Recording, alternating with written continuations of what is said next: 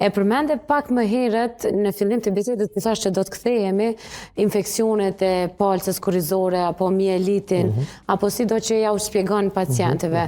Është pashtu një prej smundjeve që preken shpesh e na japin simptoma të ngjashme me sklerozën multiple. Ama shpjegon pak çka është dhe sa është serioze si smundje e pranishme tek qytetar. Tash pezmatimi, ne jemi duke folë për sklerozën multiple, jemi duke folë për një smundje kronike. Dhe në parim, smundja kronike nuk kupton që ky person ka një tendencë që të ketë pezmatime të përsëritura.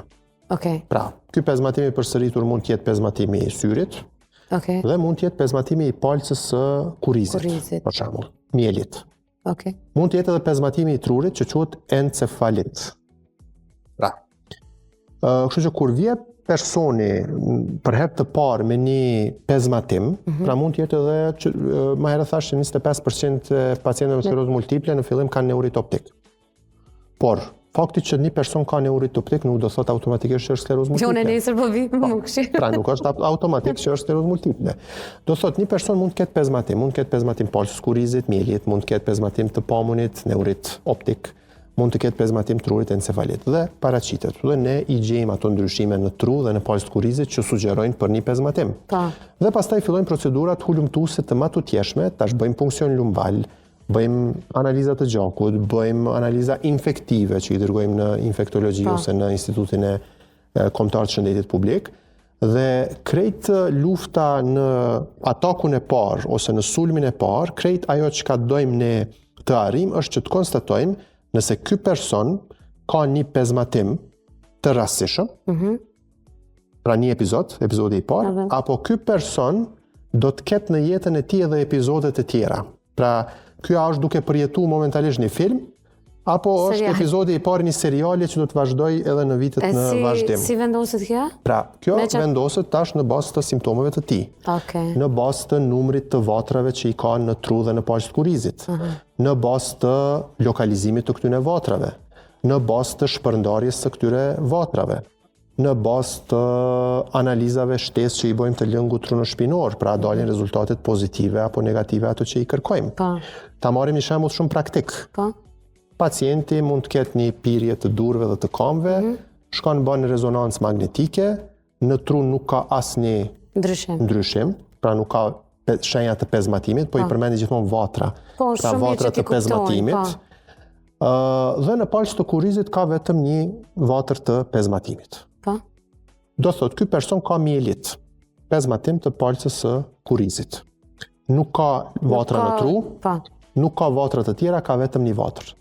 Në shikim të parë, ky person mendojmë që mund të ketë vetëm një film. Pra nuk është serial. Do thot ka vetëm një atpak. Një epizod dhe me gjas, nëse bazohemi në përvojën dhe intuitën ose në kriteret profesionale, mendojmë që sigurisht ky do të jetë vetëm një pezmatim i rastishëm i palcës së kurrizit që trajtohet sikur çdo lloj pezmatimi tjetër, sikur çdo lloj pezmatimi në sklerozën multiple. Pra trajtohet me barna zakonisht kortikosteroide antiinflamatore. Dhe bëjmë përpunimin, bëjmë punksion lumbal, kërkojmë disa antitrupa në gjak. Kërkojmë të dimë nëse ka ndonjë analizë në langun trunoshpinor që neve na ndihmon në këtë drejtim. Dhe fjala bie nëse të gjitha këto analiza që i marrim dalin negative, dhe simptomat e personit masi që e trajtojmë përmirësohen, atëherë ne në këtë rast nuk kemi kriteret të mjaftueshme që këtë person ta kualifikojmë si sklerozë multiple. Do thot ky mbetet një rast që ka psu një mielit, një pezmatim palcës kurrizit, dhe përkundër se ne nuk kemi kritere që e përkufizojnë për momentin sklerozë multiple, ne e marrim në përcjellje. Do është me thonë, është si... Pra ne duhet ta përcjellim megjithatë, kjo vjen nga vezvesja, mos ta them ashtu, por kjo vjen nga se na duhet të jemi të kujdesshëm. Ma mirë me qenë vezvesja. Pra, çka bëjmë në këtë rast? I themi, ti nëse do të kesh simptoma neurologjike të tjera, do të paraqitesh, ose së paku nga kjo ditë e sotme, mas 6 muajsh do ta bësh sërish një rezonancë magnetike të trurit dhe të palcës kurrizit. Dhe pas 6 muajsh prap paraqitet për kontroll, në qoftë se pas 6 muajsh nuk ka asnjë lëvizje të re, asnjë vatër të re, atëherë ne themi shumë bukur, pas një viti do ta bëni prap rezonancën magnetike. Kështu që së paku 2 mas shumti 5 vite, një rast të tillë e përcjellim, e ndjekim, në mënyrë që të shohim se ndoshta në këtë moment ne nuk i kemi pas kriteret për sklerozë multiple, ndoshta e kemi kap herët, ndoshta e kemi kap në fillim. Por gjithsesi bëhet një përcjellje afatgjate që mund të përsëritet diçka e tillë, prandaj kërkojmë një përcjellje. Mirë po, në anën tjetër, prapë në sulmin e parë, nëse kemi vetëm një vatër trunore, dhe nëse kemi testet ndihmëse të gjakut ose të lëngut truno-shpinor negative, që tha mirë, po.